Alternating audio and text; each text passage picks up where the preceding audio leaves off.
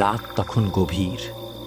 অন্ধকারের বুক চিরে কয়েকজন মানুষ হাজির হয় জঙ্গলের ধারের একটি নির্জন স্থানে। কর্তা, এই মালটাকে এখানেই ফেলে দিই? না না, এখানে না, কেউ দেখে ফেলবে এখানে আমাদের। আরে ওস্তাদ, এই রাতের বেলা আমাদেরকে কে দেখবে বলো তো? সকলেই তো নাকে সর্ষে তেল মেরে ঘুমাচ্ছে।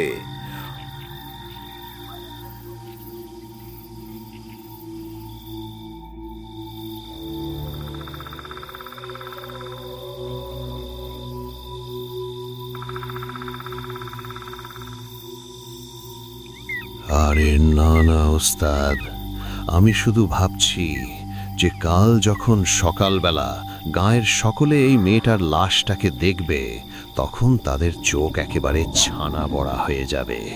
তবে সেটা যে কাদের কীর্তি সে কেউ বলতে পারবে না। তাদের সামনে পড়ে থাকবে বছর 16 একটি গ্রাম্য মেয়ের নিথর বিকৃত মৃতদেহ।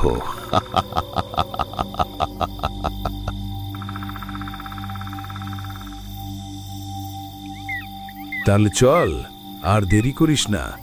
ভোর হয়ে এলো বলে এখনই গ্রামের মেয়ে বউ জেগে যাবে। আরে বুঝলি না, নিশি জল তুলতে যাবে যে। আরে কাল যে মালার বিয়ে।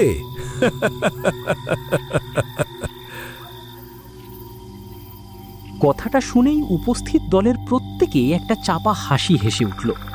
তারপর ধীরে ধীরে পাশের অন্ধকার জঙ্গলে মিলিয়ে গেল।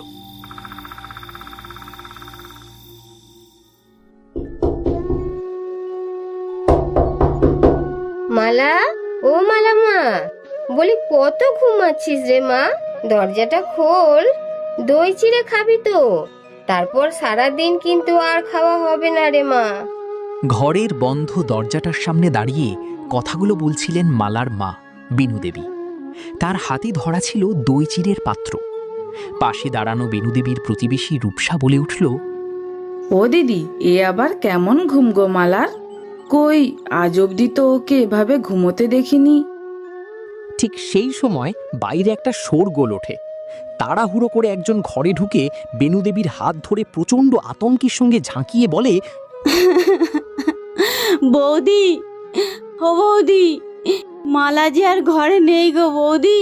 পিছনের দরজাটা খোলা আর মালার শরীরটা ওই পিছনের বাগানে পড়ে আছে গো বৌদি। কথাটা বেনুদেবীর কানে যেতেই তার মাথাটা সামান্য দুলে উঠল। এই কথাটা শোনার জন্য কেউ প্রস্তুত ছিল না, থাকবার কথাও নয়। জঙ্গলের ধারে অতি অবহেলায় পড়ে রয়েছে মালার প্রাণহীন দেহটা। তার উপর কোনো মতে ঢাকা আছে তারই পরনের শাড়ি, বাবার কিনে দেওয়া আশীর্বাদের শাড়িটা। কিন্তু সেই শাড়ি এখন শতচ্ছিন্ন হয়ে কাল রাতে মালার সাথে ঘটে যাওয়া সেই অকথ্য নৃশংসতার নীরব কাহিনী বর্ণনা করছে যেন। তার সারা দেহে লেগে আছে রক্তের কালচে দাগ। পাশেই মেয়ের মৃতদেহের দিকে এক দৃষ্টে চেয়ে দাঁড়িয়ে আছে তার বাবা অসীম ঠাকুর। গ্রামের মন্দিরের পুরোহিত অসীম ঠাকুরের একমাত্র মেয়ে ছিল এই মালা। তার বিয়ে ঠিক হয়েছিল পাশের গ্রামের একটা ছেলের সাথে। ওদিকে সামনে জমা হওয়া মানুষজনের ভিড় ঠেলে বেনুদেবী ছুটে আসে। মেয়ের এইরকম পরিণতি দেখে তিনি আর্তনাদ করে ওঠে, ও মা গো, ও আমার মালা মা, এসব কি হয়েছে তোর সাথে? কি এভাবে মেরেছে? ও মা, বল না মা।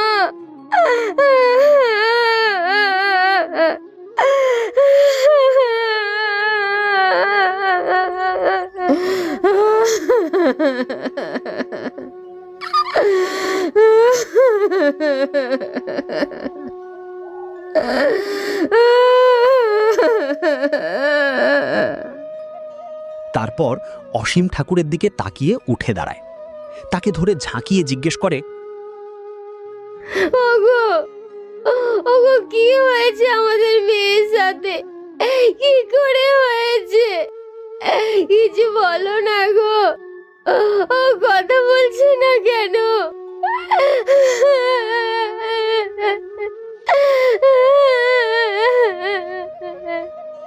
তারপর সেখানে উপস্থিত সকল মানুষের কাছে ছুটে গিয়ে পাগলের মতো জিজ্ঞাসা করতে থাকে, তোমরা কিছু জানো গো?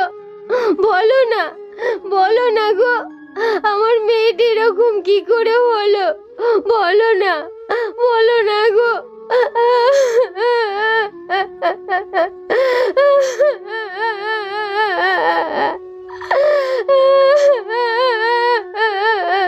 ওদিকে করালির তখন পাগলের মতো একটিবার বল অবস্থা। না, সে কি মেয়ের শরীরের হয়েছে কাছে তোর বসে মা? আর্তনাদ করতে করতে বল না, মাথায় কি হাত হলো? চাপড়ে বিলাপ করে চলেছে। বেনুদেবী চোখ মুছে উঠে দাঁড়ালেন। তিনি ভিড় ঠেলে ছুটলেন শিবুর কাছে। তার মনে হলো তার মেয়ের বিচার একজনই করতে পারে। দিকবেদিক জ্ঞান শূন্য হয়ে ছুটে এলো শিবুর ঘরের সামনে। শিবুকে দেখা মাত্রই শিবুর পায়ের কাছে হাঁটু গেড়ে বসলেন বেনুদেবী। বাবা, আমার মেয়েটার সাথে কি এমন করলো? কারা আমার মেয়েটাকে মেরে ফেললো? তুমি একটা কিছু করো বাবা, তুমি একটা কিছু করো। চিন্তা করবেন না কাকিমা, মালার ঘটনা আমি শুনেছি, এর বিচার আমি করব। আপনি নিশ্চিন্তে বাড়ি যান।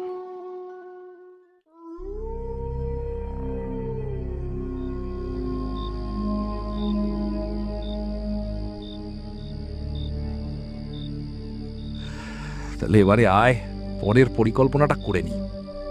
শিবু হাতে ধরে থাকা তাসগুলো নিচে নামিয়ে রেখে বলল, এবারে খুঁজে আনতে হবে অপরাধীকে। তাকে এনে গ্রামবাসীদের পায়ে ফেলতে পারলেই কেল্লা ফতে। তখন গ্রামবাসীদের সব আস্থা ভরসার পাত্র হব আমি। আর তারপর রাতের অন্ধকারে আমাদের জোড়া কারবার চালাতে একটু সুবিধা হবে। গ্রামের এক একটা মেয়েকে ফুসলিয়ে আমরা পাচার করে দিয়ে অনেক পয়সা কামাবো। কিন্তু তার আগে তাদের একবার করে ভোগ করব আমি, তারপর তোদের হাতে ছেড়ে দেব। কিন্তু মালাকে তো মেরেছি আমরা। তার কথা শেষ হতে না দিয়েই শিবু সেদিনের ঘটনাটা মনে করে গলাটা বিকৃত করে বলল, তবে শুধু হত্যা নয়, তাকে ভোগ করেছিলাম আমি। কি নরম শরীর মালার! সেদিন রাতটার কথা মনে পড়ে গেলেই মনটা কেমন যেন করে ওঠে। তবে এসবের পিছনে আরেকজনের সাহায্য না থাকলে আমরা তো কিছুই করতে পারতাম না ওস্তাদ। কিন্তু মালার অপরাধী হিসেবে তুমি আবার কাকে সাজিয়ে আনবে? শিবু মুখটা ধূর্ত শেয়ালের মতো করে বলল, সে তুই আমার উপরে ছেড়ে দে। যা যা বলবো সেই মতো শুধু কাজ করে যা, তারপর দেখ পুরো খেলাটা আমি কি করে সাজাই। তোরা যা, তবে সাবধানে যাস। হ্যাঁ, আর যতটা পারবি সবাই একসঙ্গে থাকবি। খুব সাবধানে সকলের অলক্ষ্যে রমাকে তুলে নিয়ে আসবি এখানে। কেউ যেন গুণাক্ষরে টেন না পায়, বুঝলি? কথাটা শুনে সেখানে উপস্থিত সকলে একসাথে বর্বর হাসি হেসে ওঠে। জমিদারদের বাগানবাড়ি থেকে বেরিয়ে রঘু একবার চারপাশটা ভালো করে দেখে নেয়। পরিবেশটা যেন বড় থমথমে আজ, অন্ধকারে দৃষ্টি চলে না।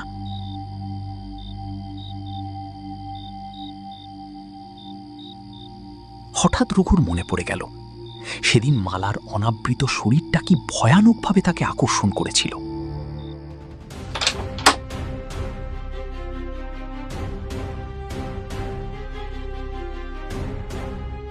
আর তাই তো নিজের মনের সুপ্ত চাহিদাকে মেটাতে ঘরের দরজাটা সজোরে বন্ধ করে দিয়ে সে ঢুকে গিয়েছিল মালার ঘরে। মালার উপর শিবুজ অত্যাচারের চিহ্ন তখনও মেয়েটার গায়ে স্পষ্ট। তা হোক না একটু খাবার, কিন্তু তখনও যে খাবারের থেকে মারাত্মক একটা গন্ধ নির্গত হচ্ছিল, আর তাকে উপেক্ষা করা রঘুর মতো মানুষের পক্ষে সম্ভব ছিল না। সে রাতে মালার বিধ্বস্ত নগ্ন দেহের উপর ঝাঁপিয়ে পড়েছিল রঘু। কিন্তু আশ্চর্যের বিষয়, মেয়েটার শরীরে তখনও কিছু শক্তি অবশিষ্ট ছিল। যদিও প্রথম প্রথম তাতে রঘু বেজায় আনন্দ উপভোগ করছিল। জোর করে ভোগ করার এই তো সুখ। কিন্তু এক সময় আর সহ্য করতে না পেরে রঘু এক সজোরে ঘুষি মারে মালার মুখে। তাতেই মেয়েটার সুন্দর নরম মুখ দিয়ে বেরিয়ে আসে রক্তের ধারা। সেই তাজা রক্ত দেখে রঘুর শরীরটা কেমন যেন লাফিয়ে ওঠে, আর তাই মনের আনন্দে আরো বেশ কয়েকবার তার চোখ মুখ লক্ষ্য করে ঘুষি মারে। শালি, এরপর তোকে মরতেই হবে। তার আগে আমি এই রাতটাকে একটু রঙিন করে দিই। এভাবে বেশ কিছুক্ষণ ধরে অকথ্য অত্যাচার চালানোর পর যখন সে টের পেল মালার প্রাণবায়ু অনেক আগেই বেরিয়ে গিয়েছে, তখনও তার সেই মৃত শরীরটাকে যেন ছাড়তেই ইচ্ছে করছিল না রঘু। মনের আনন্দে সে তার সমস্ত ঊর্জাটুকু ঢেলে দিয়েছিল তার ওই শিকার করা নরম শরীরটার উপর। বাবুজি, আমায় একটু দয়া করুন, আমি পথ ভুল করে এইদিকে চলে এসেছি। রঘুর ঘোর কাটল হঠাৎ একটা আওয়াজে। সামনে তাকাতেই চমকে উঠল সে। সে দেখল একটা মেয়ে তার থেকে কিছুটা দূরে দাঁড়িয়ে আছে। কথাটা সেই বলছে। এত রাতে এদিক পানে গাঁয়ের তো কেউ আসে না। তাছাড়া এই মেয়েটাকে সে চিনতে পারছে না। তার মাথায় অনেক বড় একটা ঘোমটা। বলছি মশাই, আমি এ গায়ে নতুন, এ গায়ের কিছুই চিনি না। আমার পরিবার বলতে কেউই নেই। তাই এখানে যদি কোথাও ভালো কাজ পাওয়া যায় তাহলে আমার জন্য অনেক উপকার হবে। রঘুর কানে কথাটা যাওয়া মাত্রই রঘুর মাথায় একটা দুষ্টু বুদ্ধি চলে এলো। শিকার যখন নিজে থেকেই তার কাছে এসেছে, তখন তাকে না করাটা ঠিক হবে না।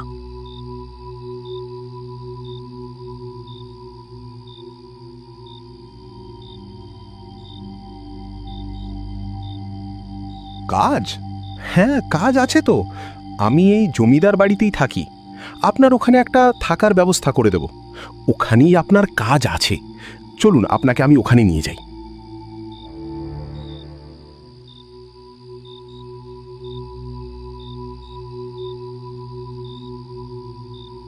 রঘুর একবার মনে হলো সে শিবুকে এই কথাটা জানাবে, কিন্তু তারপর সে মনে করল শিবুর এঁটো খাবারগুলো খেতে খেতে একটা অতৃপ্তি চলে এসেছে, তাই এই খাবারটা সে আগে নিজেই ভোগ করবে।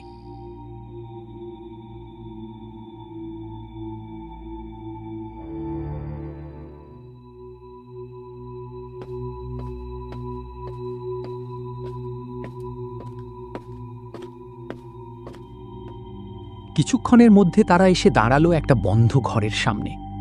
তারপর হাত দিয়ে ধাক্কা দিতেই দরজাটা একটা শব্দ করে খুলে যায়। ঘরের ভেতরটা ঘুটঘুটে অন্ধকার, আর সেটাই স্বাভাবিক।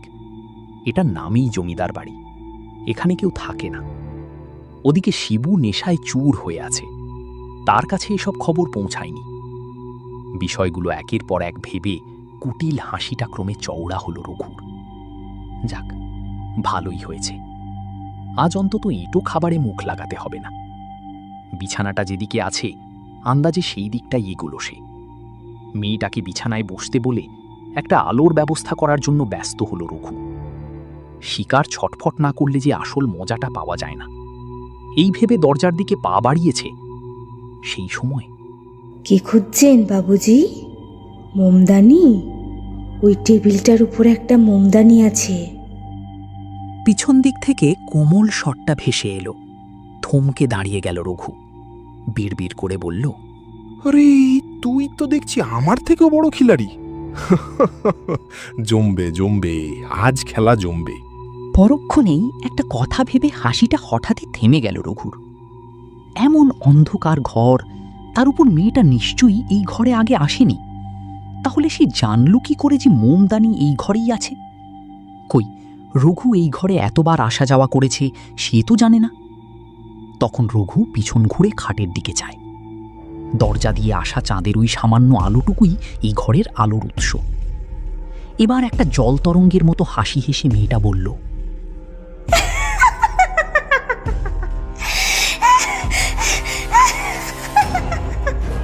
আমি অন্ধকারেও খুব ভালো দেখতে পাই বাবুজি। এই প্রথম কেমন যেন একটা লাগলো রঘুর। কথাটা ঠিক স্বাভাবিক নয়। অন্ধকারে দেখতে পায় মানে? কথাটা ভাবার সাথে সাথেই বাইরে থেকে একটা শীতল আর আর্দ্র বাতাস ভেসে এলো ঘরের ভেতর। বাইরে মেঘ গর্জন করছে, দূরে কোথাও শিয়াল ডাকছে।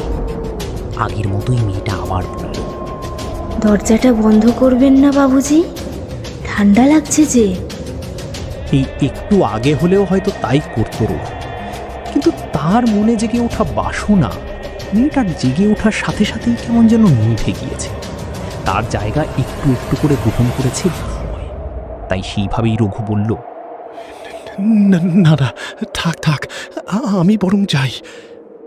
সে কি বাবুজি, আপনি কি না ভয় পাচ্ছেন?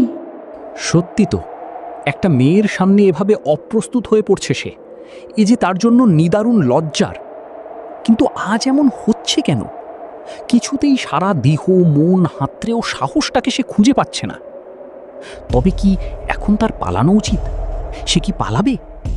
কথাটা ভাবতেই বুকে একটা টান পড়ল তার।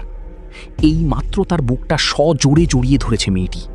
পিছন দিক থেকে সে বলল, পালাবে কেন বাবুজি? সেদিন তো কই পালাওনি। সেদিন তো আমাকে অসহায় পেয়ে বড় অত্যাচার করেছিলে আমারও, আমাকে মেরেও ফেলেছিলে। আজ পালাবে ভাবছো যে? কথাটা শোনা মাত্র রঘুর বুকটা হাপুড়ের মতো ওঠানামা করছে। তার বুকে মেয়েটির হাত যেন দড়ির মতো শক্ত হয়ে বসে যাচ্ছে। তার কানের কাছে মুখ এনে প্রচণ্ড জোরে হাসতে লাগলো এবার মেয়েটি। সেই পৈশাচিক হাসি যেন উঠে এসেছে নরকের কোনো দ্বার উন্মোচন করে। তার নিঃশ্বাসের সাথে ভেসে আসছে মাংস পচা গন্ধ। পরক্ষণেই মেয়েটির ঠোঁটের কোণে জেগে উঠল দুটি ধারালো দাঁত, আর তারপরেই সে দুটি নেমে এলো রঘুর কাঁধ লক্ষ্য করে। সঙ্গে সঙ্গে সেটা চামড়ায় বেঁধে গিয়ে তার ঘাড় থেকে বেশ কিছুটা মাংস তুলে নিল। মাটিতে লুটিয়ে পড়ার পর তার চোখ দুটো বিস্ফারিত হয়ে গেল। কি দেখছে সে? কাকে নিয়ে এসেছে এই ঘরের ভেতর? তার সামনে দাঁড়িয়ে রয়েছে মালা। এলোমেলো চুল, রক্তস্নাত লাল শাড়ি, কপালে বিশাল আকার লাল টিপের বলয়। তার সর্বাঙ্গে তখন মৃত্যুরূপী শীতলতা, আর তার মুখমণ্ডল থেকে বেরিয়ে আসছে পচা মাংসের বিভৎস দুর্গন্ধ। মাটিতে পড়ে থাকা রঘু মুখে আর একটিও শব্দ করতে পারল না। কোনো এক অদৃশ্য শক্তি যেন তার মুখটাকে চেপে ধরেছে। আজ নিজেকে সেদিনের মালার মতোই অসহায় বোধ করছে সে। তার চোখেও আজ ফুটে উঠেছে সেই এক অসহ্য নিদারুণ ভয়। এবার সামনে দাঁড়ানো বিশাল দেহি সেই প্রীতি উবু হয়ে বসল তার বুকের সামনে। বুকের উপর হাত বোলাতে বোলাতে নারী মূর্তিটি বলল, নারী দেহের মাদকতা তোর খুব ভালো লাগে, তাই না? খুব নেশা তোর নারী শরীরের প্রতি, যার মাসুল দিতে হচ্ছে আমার মতো আরো মেয়েদের। আজ তো তোকে সেই স্বাদ পেতেই হবে। কথাটা বলেই তার ধারালো নখযুক্ত হাত দুটো নেমে এলো একেবারে বুকের ওপর। সঙ্গে সঙ্গে সশব্দে বন্ধ হয়ে গেল ঘরের দরজা।